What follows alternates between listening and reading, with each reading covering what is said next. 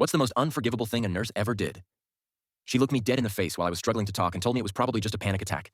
That's when I knew I wasn't getting help and might die. I'd been feeling off for weeks, little things at first, like tingling in my fingers, dropping my phone for no reason, and forgetting how to hold my toothbrush, like my hands weren't mine anymore. My smile started looking weird too, slightly crooked in the mirror. I tried to laugh it off, telling myself maybe I was just tired or stressed. But then I dropped my lunch tray at school. I didn't just drop it, I let go of it like my arm wasn't there.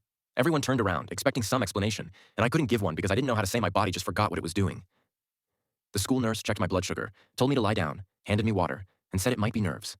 When I mumbled something without realizing it, she stopped smiling and picked up the phone. 5 minutes later, an ambulance was waiting outside. The paramedics were calm but serious, asking me to squeeze their hands, track their fingers with my eyes, and say a few words. I tried to squeeze one of their hands, but nothing happened, like my fingers got the signal but didn't care. When we got to the ER, everything changed. The nurse at the front desk looked at me, then at my age, then back at her screen, and said it was probably a stress reaction. She handed my mom a form like we were checking in for a dentist appointment. My mom kept saying this wasn't normal, that my face was drooping on one side and my words weren't right, but they just told her to fill out the form and wait.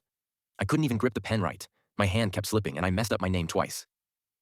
When they brought me back, the nurse asked if I'd been stressed lately, if I had anxiety, or if anything emotional had happened at home. I said yes because I was in school, tired, and life was hard. She smiled like that explained everything, like I'd given her the answer she wanted. They gave me fluids, told me to rest, and said they'd give me medicine to calm me down.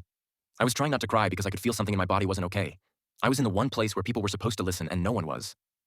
The doctor came in, didn't sit down or ask questions, just checked my eyes and asked what month it was. I told him the wrong one.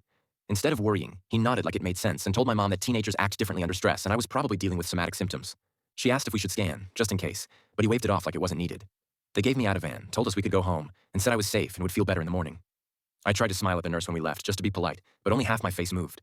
She saw it but didn't say anything. I went to bed that night and woke up an hour later with my mouth stuck open. I couldn't close my eye or lift my arm. I tried to scream, but it came out broken and soft like I was choking on my own throat. My mom came running in, didn't speak, just screamed, picked up the phone, and called 911 again. The second hospital didn't wait. They didn't ask about my emotions, school stress, or if I'd been sleeping okay. They asked how long it had been since it started and what the first symptoms were. They rushed me to a scan so fast I didn't even have time to panic. The doctor came in quietly and told us I'd had a stroke, probably hours ago. When my mom asked why no one caught it, he just looked at her and said if they'd gotten me sooner, they might have fixed it. I sat there drooling on my shirt, half my face frozen, my mouth hanging open. I didn't cry or even blink because I physically couldn't move. All that happened just because I didn't die fast enough for them to believe me.